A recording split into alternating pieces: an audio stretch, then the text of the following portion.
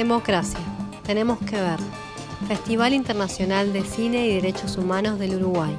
Del 4 al 11 de junio en Sala Citarrosa, Cinemateca, Salas Barriales y en el interior del país. Entrada libre en todas sus actividades. Por más información, tenemosquever.org.uy. Del 29 de mayo al 1 de junio, Montevideo será la sede del Encuentro Internacional de Trabajadores y Trabajadoras de la Energía, un espacio para construir alternativas de cara a la nueva ola de renovables y políticas privatizadoras que promueve el capitalismo verde, por la defensa de los servicios públicos de energía, con participación de los trabajadores y trabajadoras, por una transición energética justa, por el derecho a la energía para todos y todas. Te invitamos a participar de este importante evento en el marco del 75 aniversario de AUTE.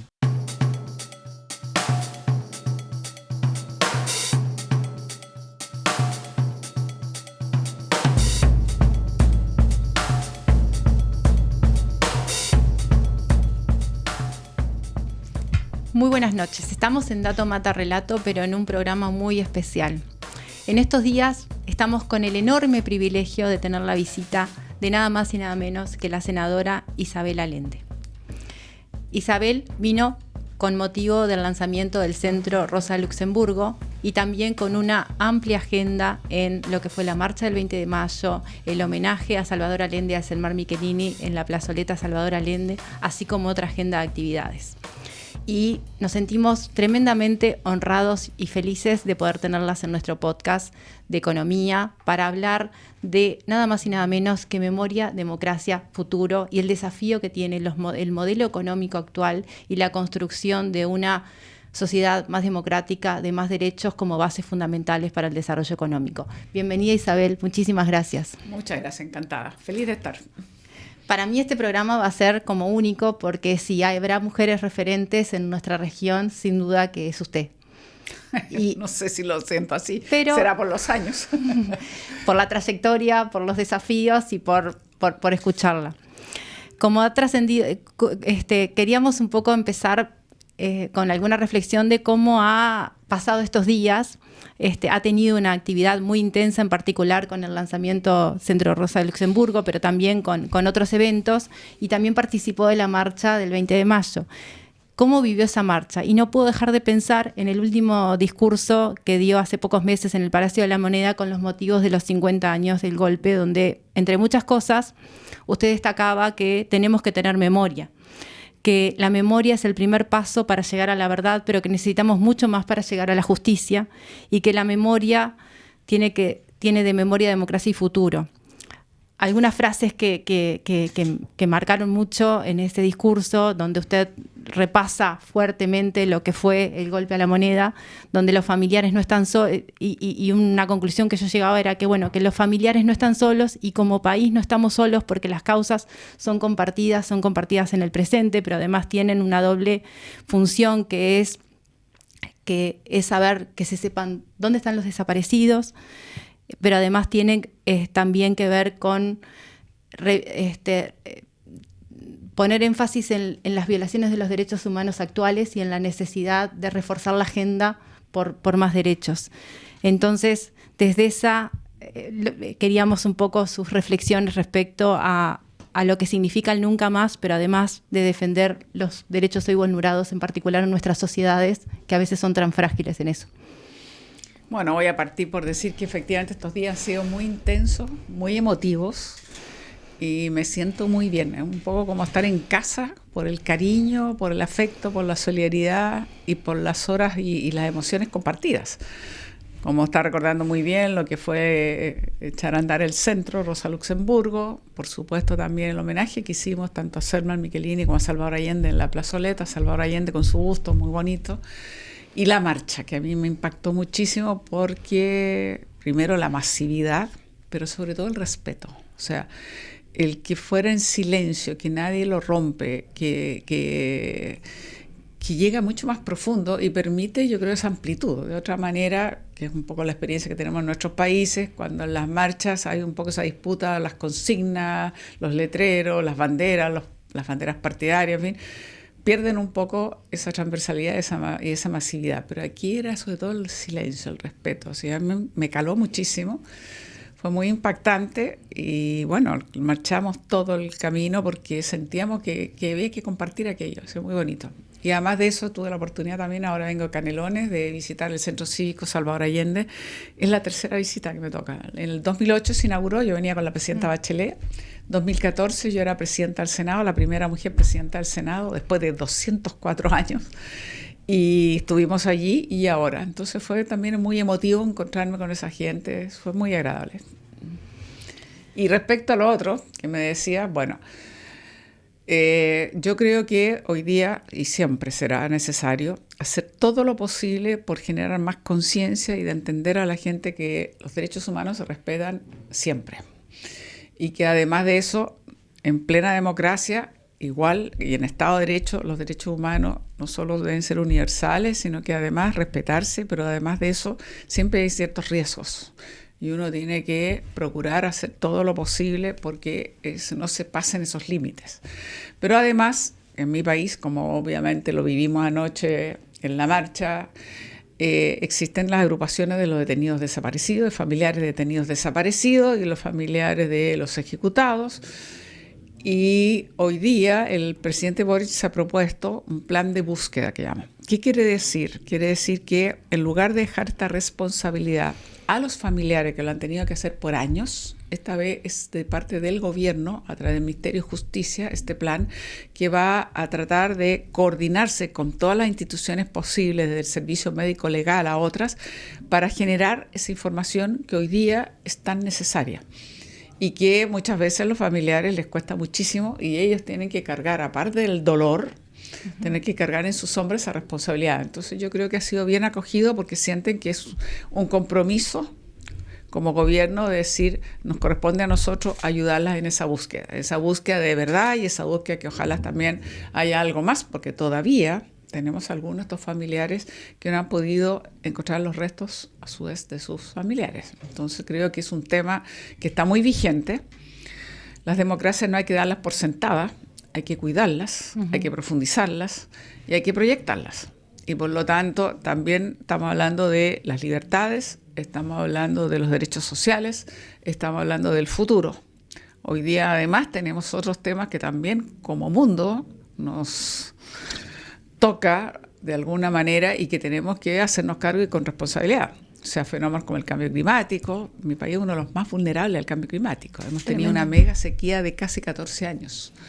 Tenemos sectores rurales sin acceso al agua potable.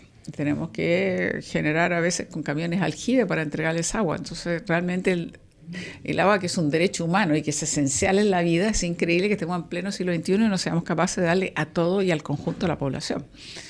Entonces creo que tenemos que ir de la mano para también ver cómo estamos cuidando, cómo los gases de efecto invernadero, cómo nuestro comportamiento como seres humanos ha permitido que lleguemos tan lejos que estamos generando un serio riesgo, digamos, para la propia humanidad.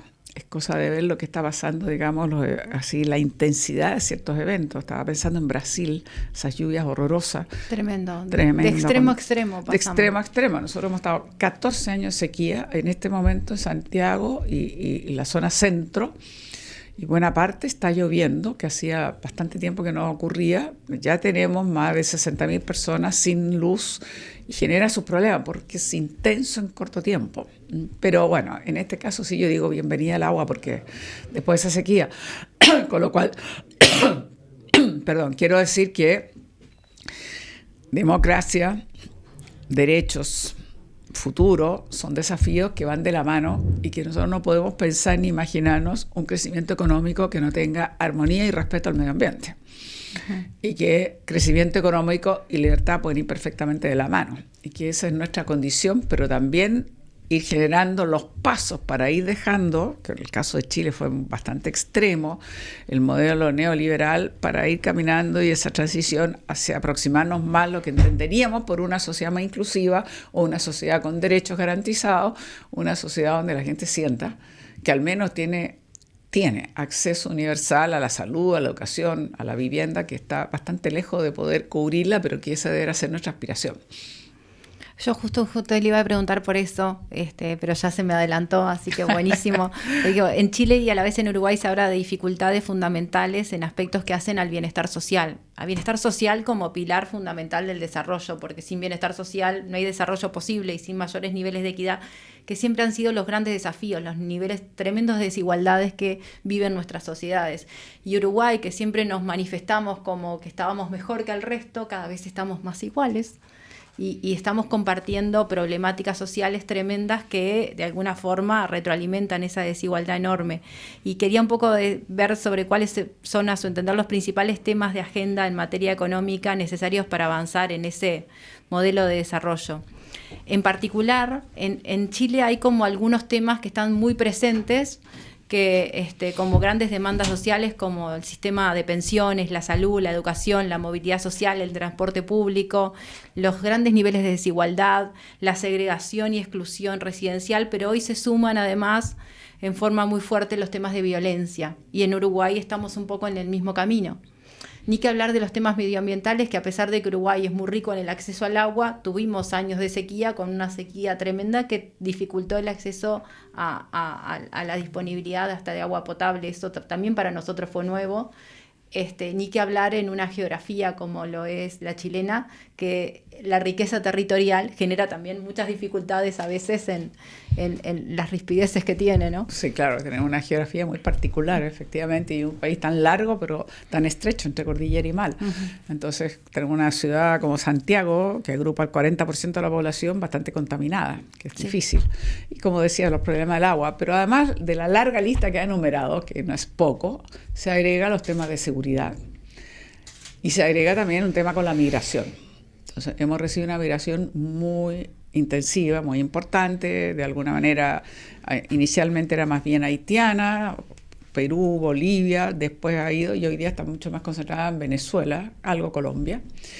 Y claro, todo país tiene derecho de una migración ordenada, regular, como se dice, pero francamente tenemos una cantidad de gente que entra por pasos, digamos, fronterizos que son imposibles de controlar. Y eso está generando una cierta crisis en términos de opinión pública y en términos del discurso, sobre todo de la oposición a nuestro gobierno, de la oposición al presidente Boric, que son un poco las banderas a la derecha, que es la seguridad pública, la seguridad en las calles y expulsión de los migrantes. Es un poco un discurso que cala en una población que se siente atemorizada, porque efectivamente hemos tenido presencia, creo que lo comentábamos, de crímenes de alta connotación que no conocíamos, como sicariato, secuestro de empresarios. Bueno, han aparecido de repente algunos cadáveres así como desmembrados, una cosa así bastante terrorífica, por decirlo de alguna manera, con un nivel de violencia en las calles, y lamentablemente se han visto involucrados ciudadanos venezolanos, no siempre, pero en una medida, y eso ha generado una opinión pública que empieza a mostrarse bastante poco amistosa ni poco proclive a la migración.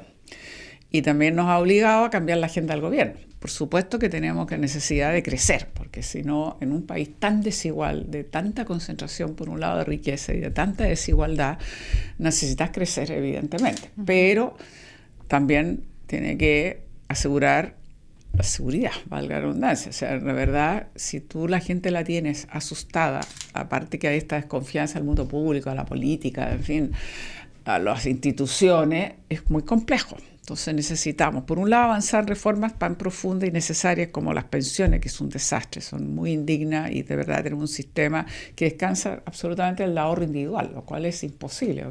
La gente tiene brechas salariales, tiene vacíos y tiene, por supuesto, bajas remuneraciones, lo cual, imagínate, hace unas pensiones, francamente, cuando se implantó el sistema en plena dictadura, de la administradora de este fondo de pensiones decían que iba a tener una tasa de reemplazo del 100%, 80%, hoy día no llegan al 30%.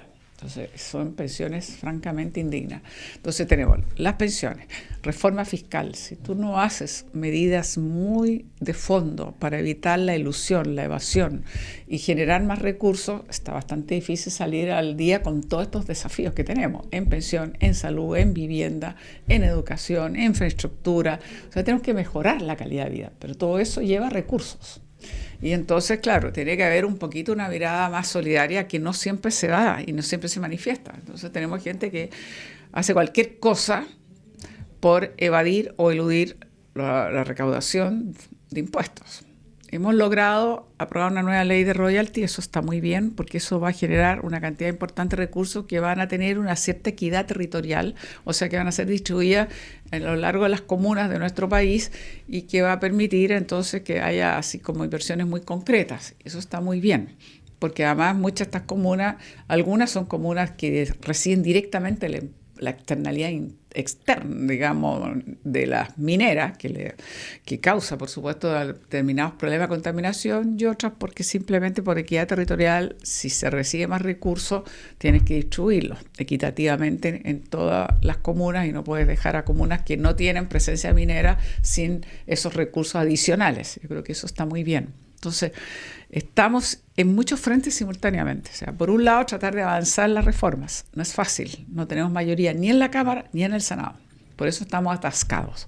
No han querido aprobar ni la tributaria, ni pacto fiscal, que tiene que ver con la evasión, la elusión y generar algunos otros tributos. Bueno, tampoco hemos conseguido avanzar, como decía, en la de pensiones y así sucesivamente. Entonces, complejo, porque además nos hemos tenido que ver abocados como agenda a un apoyo enorme para dotar de mejores equipamientos a nuestras policías, para evidentemente hacer una serie de legislaciones. Yo creo que este es el gobierno que ha tenido un mayor número de leyes. En eso sí, con cierto acuerdo de la derecha, en la cual, o de la oposición, con la cual tenemos que sacar adelante, porque si no, la gente no se siente que estamos trabajando en un tema tan esencial que es la seguridad. ¿Qué es la seguridad? La gente tiene que salir a la calle y sentirse que está tranquila, pero no lo está. ¿Por qué? Porque han llegado presencia de bandas narcotraficantes, crimen organizado, cierta violencia en la calle que es muy fuerte. En este pienso de por dónde se construye una agenda de desarrollo, hay grandes temas a nivel de la producción nacional, del rol del Estado, de el desarrollo de sectores energéticos y sectores estratégicos como puede ser el litio o las nuevas tecnologías, donde Chile podría tener una muy buena oportunidad. Bueno, afortunadamente, si somos un país de eventos muy dramáticos a veces, como los incendios, los aluviones, los terremotos, los sismos, los tsunamis, parece que nos sacamos la lotería, los volcanes, todo, pero por otro lado, creo que efectivamente tenemos así tremendas ventajas que hay que saber aprovecharlas. Nosotros tenemos el desierto con mayor radiación del mundo y eso está generando posibilidades de hacer energía fotovoltaica de una manera importante. Y por cierto, estamos avanzando muchísimo en energías renovables no convencionales y estamos llegando a un nivel de nuestra producción, digamos, para lo que es el tema de la electrificación a través de las energías renovables. Nos falta superar todavía algunos problemas en términos de las líneas de distribución y almacenamiento. Todo eso es un nuevo desafío, por supuesto, porque la energía solar, sobre todo, tiene ciertas horas, no es 24 horas. Entonces, tienes que buscar fórmulas de tener baterías que te permitan prolongar, digamos, la posibilidad de su uso y de almacenar. Pero también tenemos, bueno, aparte, por supuesto, tenemos el litio, una de las reservas importantes del litio. Y entonces lo que hemos hecho por ahora, el presidente anunció la creación de una empresa nacional del litio, pero eso todavía no ha avanzado. Lo que ha avanzado es un acuerdo con una compañía privada de cierta reputación conflictiva en algún momento durante la dictadura, pero en fin, porque era un yerno de Pinochet el que sea el que dieron la posibilidad de que se hiciera de esa empresa, Sokimich. Pero en concreto lo que estamos haciendo es una alianza público-privada y yo creo que eso es positivo. Nosotros no podemos disponer de tantos recursos como poder hacer nosotros solos, no solo explotación del litio, sino el hidrógeno verde, seguir avanzando en otras líneas. Entonces yo creo que ha sido positivo el generar esta alianza. ¿Por qué? Porque va a generar recursos, pero nos interesa sobre todo mayor tecnología. Creemos que no basta con exportar carbonato de litio, sino que tenemos que avanzar a valores superiores, llegar a batería u otras cosas, digamos, que tienen, por supuesto, un grado de tecnología que en ese momento nos importa mucho. Entonces, por eso digo que si hay una alianza, sea para generar una tecnología que nos permita avanzar en conocimiento, innovación, en fin, porque además, si no lo hacemos, vamos a quedar, digamos, atrás en las posibilidades que esto está generando, digamos, y necesitamos buscar, digamos, no solo son recursos que nos entrega la naturaleza, sino cómo explotarlos de una manera que sea, por supuesto, armónica con el medio ambiente, pero también que te permita bajar ciertos costos o que te permita llegar a mayor población. Eso requiere de un rol del Estado fuerte, diferente. A diferencia de Uruguay, que yo todavía me asombro cuando vengo, porque digo, la cantidad de empresas públicas que tiene y la presencia del Estado que se nota, además de la organización, de la participación de las personas. En nuestro caso, después de la dictadura, por eso siempre hablamos de un modelo neoliberal bastante extremo, se privatizó todo. Entonces, estamos en manos absolutamente telecomunicaciones, agua, las sanitarias, las empresas eléctricas, todas están en manos privadas. Entonces, claro, lo que el Estado puede hacer es la regulación y en este caso queremos hacer esta asociación. Entonces yo creo que es un buen camino y creo que se puede abrir una buena oportunidad. A eso vamos, a eso queremos transitar. Pero la verdad es que todas las empresas que estoy hablando son privadas. Entonces, en nuestro país, francamente, no encuentras, salvo la Empresa Nacional del Cobre, que fue incluso la única que ni siquiera en dictadura se atrevieron a digamos, sí, fue un caso emblemático. En un caso emblemático no se atrevieron a privatizarla y se mantiene, por lo tanto, como la principal empresa pública, llamada individualmente la empresa más grande del mundo, individualmente considerada, digamos, productora de cobre. Entonces, el litio está cobrando ese rol ahora. ¿No? Ahora el litio, esa es la idea. Ahora el litio es muy fluctuante, estuvo subiendo mucho de precio, después ha decaído, pero mientras estemos en el desafío de transitar hacia la carbono neutralidad, mientras tengamos la posibilidad de la meta de llegar a la electromovilidad. Ahora venía en un auto, primera vez que me subí un auto 100% eléctrico, que nos puso a nuestra disposición el intendente, genial, porque de verdad por ahí tenemos que ir caminando y eso implica uso del cobre y del litio, que nos viene muy bien. Muchísimas gracias. Tenemos... tanto tema, perdón, que se nos quedó, pero me están haciendo señas. Todos nos están haciendo señas y yo estaba metiendo la última pregunta, pero no sabe lo importante que es para nosotros escuchar de primera mano, porque durante muchos años en nuestra formación, en nuestros discursos, en nuestros medios de comunicación nos han puesto el modelo ese chileno privatizador como ejemplo y sabemos las deficiencias que tiene, las dificultades que tiene y las desigualdades enormes que se han reproducido, entonces es parte importante de poder construir como todas las cosas soberanía. En la vida hay aprendizaje y la verdad efectivamente fue un modelo terriblemente privatizador y no siempre eficiente en todo y en algunos casos sí, pero aquí es lo interesante, que tú tengas que abrir oportunidades y puedes aprovechar de las buenas cosas, de las buenas tecnologías, pero también a diferencia de ustedes tenemos que tener más presencia del Estado. No puede ser solamente un rol fiscalizador que creo que es insuficiente. Bienvenido a Uruguay y por otra vuelta. Gracias. Encantada.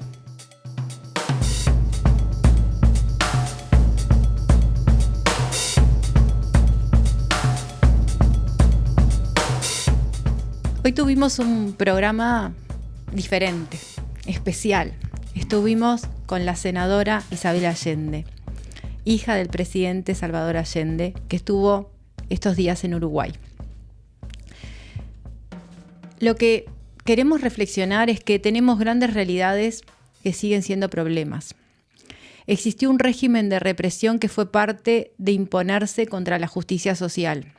La dictadura en Chile fue la respuesta de poderes económicos y políticos contra un modelo de mayor justicia, de mayor participación, de derechos humanos, sociales y laborales, de políticas sociales. Un modelo que fue de inversión pública, de acceso a servicios, de educación, de mayor salud, de distribución de la tierra. Sin dudas habrá quedado mucho por hacer. Siempre hay cuestionamientos, pero ante todo, lo que más tuvo la política que llevó adelante Salvador Allende fue avanzar en más derechos. Y lo que fue la respuesta fue una resistencia a esos más derechos y fue con un modelo cruel, terrible, de represión, que terminó de la peor manera. Donde la muerte de Salvador Allende es también la muerte, la prisión, la desaparición y la tortura de miles de chilenos y chilenas, pero también de uruguayos y uruguayas y de ciudadanos latinoamericanos que vivieron esas crueles dictaduras. Este programa lo quisimos llamar Memoria, Democracia y Justicia, palabras que utilizó la senadora Isabel Allende cuando en septiembre pasado hizo un discurso por los 50 años de la dictadura en Chile, momento en el cual asesinaron a su padre y donde ella fue de las últimas en verlo. Memoria, democracia y justicia son aspectos fundamentales para entender los procesos económicos que vivimos y para construir modelos de desarrollo alternativos.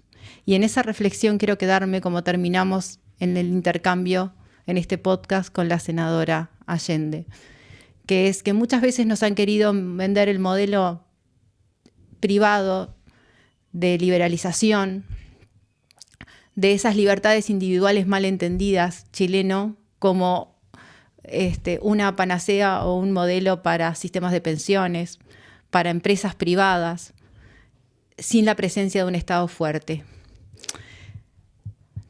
Chile, al igual que muchos modelos y realidades de nuestro país, se tiene que reconstruir con un Estado fuerte que garantice derechos y que genere accesos a bienes y servicios y que genere mayores construcciones de igualdad entre la población.